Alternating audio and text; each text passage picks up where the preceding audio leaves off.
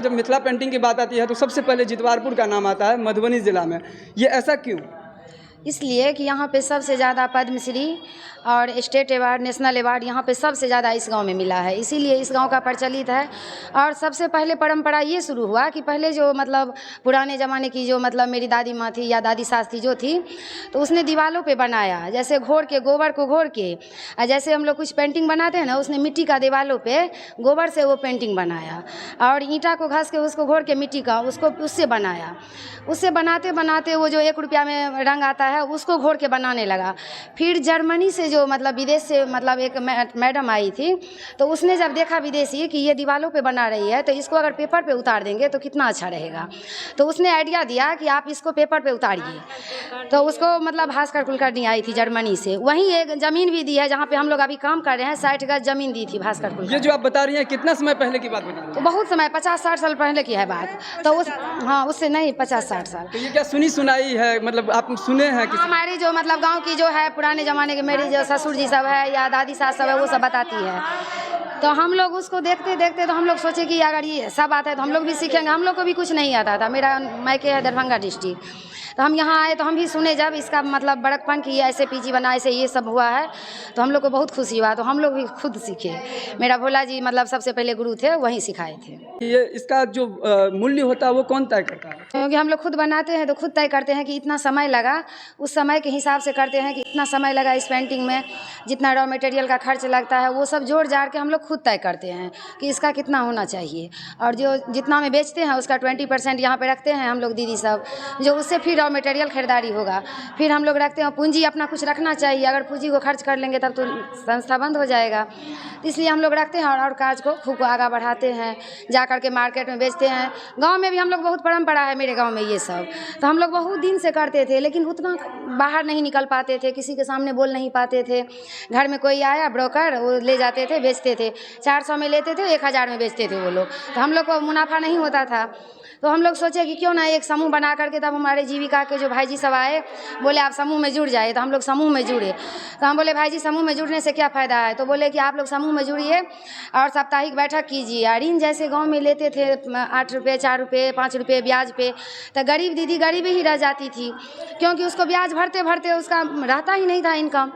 तो हम लोग जीविका में जुड़े, उसके बाद 10 रुपया जो साप्ताहिक बचत करने लगे, तो इकट्ठा जैसे 1000 हुआ, 500 हुआ, तो गरीब दीदी को जो थोड़ा मोड़ा काम रहता था पैसा का, तो दीदिये में लेन देन करने लगे। फिर उसके बाद जो उसका इंटरेस्ट आता था तो सभी दीदी में बांट लेते थे कि इसमें बढ़ावा आया और पैसा का भी खूब मतलब उसका उन्नति हुआ। और जैसे किसी के सामने में बोल नहीं पाते थे, घूंघट करके रहते थे कि कैसे कहाँ जाएंगे, क्या बोलेंगे, सभी के सामने में बोलने का हिम्मत हो गया, अपना सामान को खुद बनाए खुद बेचने का हिम्मत हो गया, बाहर नहीं हम लोग निकल पाते थे। जीविका के माध्यम से बहुत जगह गए हैं, इंडिया में बहुत जगह घूमे हैं, बेंगलोर, राजस्थान, कलकत्ता, दिल्ली, मुंबई, बहुत जगह गए हैं, पटना, सोनपुर। पेंटिंग बनाती हैं, इसमें क्या क्या रॉ मटेरियल, क्या क्या चीज़ इसमें लगता है? इसमें पेपर लगता है, उसके बाद नेचुरल कलर बनाते हैं हम लोग फूल पत्ती से, तो वो कलर, और नीम लगता है, नीम जो हाथ से मतलब वो नीम एक आता है बांस का अथी होल्डर, उसमें नीम लगाते हैं और उससे काम करते हैं हम लोग। तो उसको मिला करके फिर ब्रश से उसको कलर कॉम्बिनेशन, पहले रुई से हमारी दादी माँ सासू माँ सब करती थी, रुई को सिलाई का तिल्ली आता था उसमें रुई को लपेट के, अब हम लोग ब्रश अब निकल गया है तो ब्रश से हम लोग उसमें काम करते हैं और नीम से उसमें काम, और फूल पत्ती ऑर्गेनिक कलर बनाते हैं और कपड़ा में फैब्रिक करते हैं यूज। आपका नाम? संगीता देवी। नमस्कार, मैं हूं आकाश मिश्रा, आप देख रहे हैं मेरा गांव मेरी धरोहर न्यूज़ चैनल। इस वक्त हम पहुंचे हैं मधुबनी ज़िला के जितवारपुर गांव में, और जितवारपुर गांव में जिस मिथिला पेंटिंग को आप देख सकते हैं कि पूरा विश्व विख्यात है और विश्व प्रसिद्ध है, उसी मिथिला पेंटिंग के लिए हम यहां पहुंचे हैं। और ये मिथिला पेंटिंग में ये समूह की जो दीदी हैं, ये जीविका दीदी, ये लोग कैसे काम करती हैं उस सब के विषय में हम लोग बात करेंगे। आप हमारे पीछे बैकग्राउंड में देख सकते हैं जीविका मधुबन मिथिला, और जीविका मधुबन मिथिला के ये सारे जितने हमारे पीछे हैं ये सब समूह दीदी हैं। यहाँ बताया जा रहा है कि 35 दीदी हैं जो इस जीविका समूह जो मिथिला है, मिथिला पेंटिंग से जुड़े हुए हैं। तो हम उनसे बात करते हैं, जानते हैं कि ये किस तरीके से काम करते हैं और ये अपने काम से कितना खुश हैं। दीदी पहले आप ये बताइए कि आप कब से यहाँ मिथिला पेंटिंग में ये जो जीविका मधुबन मिथिला है इसमें जुड़े हुए हैं? मेरा नाम हेमा कर्ण है, मेरा घर जितवारपुर है, और हम यहाँ पहले समूह में जुड़े, 10 रुपया हफ्ता में जमा होता था, अभी भी होता है। कब जुड़े थे आप? 2013 में जी। उसके बाद फिर 14 में फिर ये संस्था शुरू हुआ जीविका के माध्यम से, तो इसमें भी जुड़े। और हम तो पारंपरिक है हम लोग का ये काम, जैसे माता पिता से सीखते हैं या सास ससुर से सीखते हैं। तो हमारे माता पिताजी हम घर में काम करते थे, तो हम तो बस बचपन से ही सीखे हुए हैं। क्या मधुबनी के सारे अलग अलग प्रखंड में क्या यहाँ पर सब जगह पेंटिंग का सिखाया है? हाँ, यहाँ पर हर घर में पेंटिंग का काम होता है। तो मिथिला पेंटिंग ऐसे तो सब जगह है, लेकिन क्यों जितवारपुर का नाम आता है कि जितवारपुर में सबसे ज़्यादा बोलते हैं मिथिला, अगर मिथिला पेंटिंग की बात होती है तो जितवारपुर का नाम सबसे ऊपर आता है, ऐसा क्यों? क्योंकि यहाँ पर जो है सबसे पहले यहीं से शुरू हुआ है। सबसे पहले यहाँ हमारा ससुराल है और इसी गांव की दीदी जो थी सीता देवी, उनके यहाँ से पहले शुरू हुआ है और उसके बाद हम लोग वहाँ से शुरू किए हैं। तो इसीलिए सबसे पहले यहाँ से शुरू होता है। जो भी सर लोग आते थे सबसे पहले यहाँ विजिट करते थे, उसके बाद दूसरे गांव में जाते थे, इसलिए यहाँ पर फेमस हो गया कि पहले यहाँ से होता है। आप अपने काम से कितना खुश हैं? बहुत खुश हैं। हमको इसमें अवार्ड भी मिला हुआ है और यहाँ भी जुड़कर कौन सा अवार्ड मिला हुआ है? राज्य पुरस्कार। क्यों मिला था? मधुबनी पेंटिंग के लिए और पेपर मेसी के लिए जो इसमें प्रतियोगिता हुआ था, उसमें हम उसको विजेता किए हैं। जितवारपुर में जो महिला अभी आपको देख रही हैं, सारे लोग अगर चाहें आपसे जुड़ने के लिए कि वो भी इंटरेस्टेड हों, इस क्षेत्र में रुचि रखते हों, तो कैसे जुड़ सकती हैं? इसमें जुड़ने के लिए कोई बड़ी बात नहीं है। इसमें आकर एंट्री कर सकते हैं। सबसे पहले समूह में जुड़ेंगे, समूह के कैसे चलता है उनका सही रहता है, उसके बाद पीजी बनता है। अगर इसमें ज़्यादा दीदी हो गई हैं, अगर नई एंट्री हो सकता है तो दूसरे पीजी बनेगा, दूसरा संस्थान बनेगा, उसमें एंट्री ले सकती हैं। सिंपल है। मिथिला पेंटिंग का क्या क्या काम करती हैं यहाँ पर?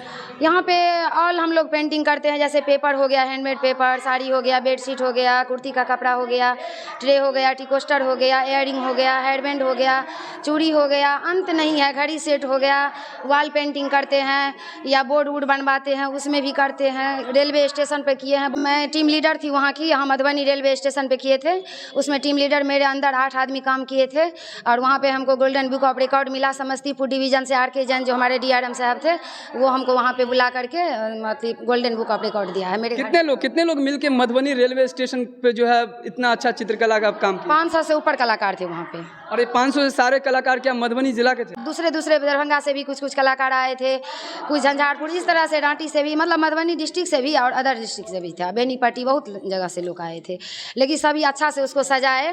पहले तो बोले कि निःशुल्क है, तो कोई डर के मारे गया भी नहीं। कोई गया कि जाते हैं अपना कला दिखाएंगे तभी ना, निःशुल्क हो या पैसा दे। तो जब दिखाए उसके बाद 3 दिन में हम लोग को 4000 रुपया मिला था।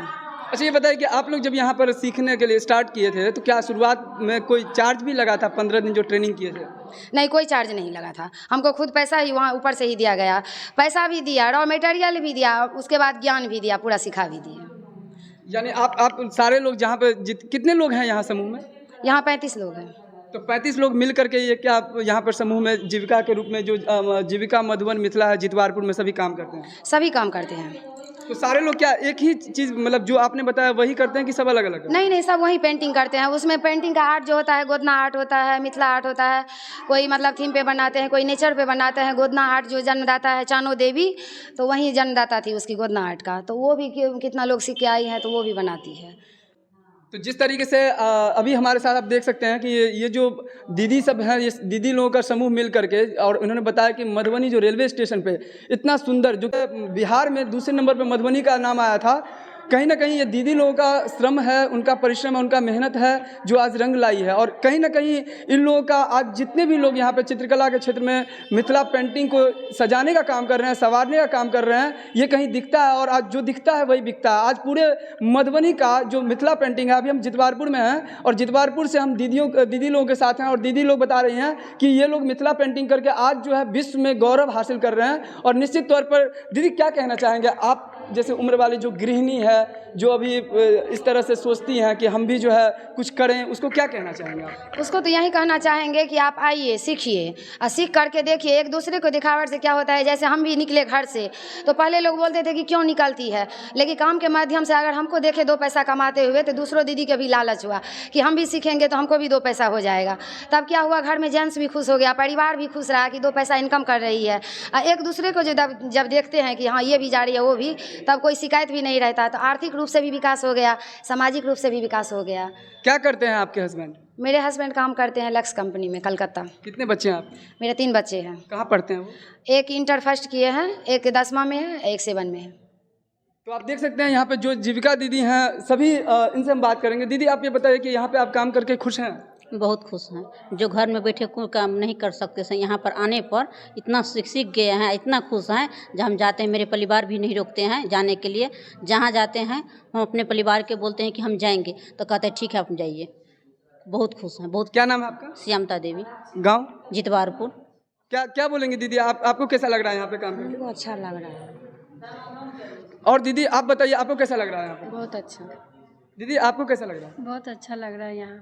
तो यहाँ पर आप देख सकते हैं, यहाँ पर हम जितवारपुर में जिस जगह पे हम हैं, जीविका मधुबन मिथिला, इसमें सभी दीदी से हम बात कर रहे हैं। ये अपने काम से इतने संतुष्ट हैं और ये काम से संतुष्ट हैं, इसीलिए इनके परिवार भी इनको सपोर्ट कर रहे हैं। और जो भी इस चैनल के माध्यम से देख रहे हैं, इस वीडियो को ज़्यादा से ज़्यादा शेयर कीजिए, जिससे गांव घर में कहा जाता है कि पहले जो पर्दे में रहते थे सही से बोल नहीं पाते थे। आप देख सकते हैं कि हमारे दीदी इतना अच्छा, बिना हिचकिचाहट इतना अच्छा बात कर रही हैं। और ये कहीं ना कहीं सबका क्रेडिट जाता है जीविका मधुबन मिथिला को, क्योंकि इन्होंने 15 दिन का शुरुआत में इन लोगों ने ट्रेनिंग किया और स्टार्टिंग करने के बाद बोलते हैं प्रैक्टिस मेक्स मैन परफेक्ट। और वही लगातार जो है श्रम करते करते कहते हैं कि करत करत अभ्यास ते जरमती हो सुजान, रसरी आवत जाते सिल पे परत निशान। और ये लगातार, जैसे लगातार बोलते हैं पत्थर पे अगर आप रस्सी से घिसेंगे तो पत्थर पे लकीर बन जाती है। इन लोगों का श्रम रंग ला रहा है और वास्तव में हैट्स ऑफ मिथिला पेंटिंग।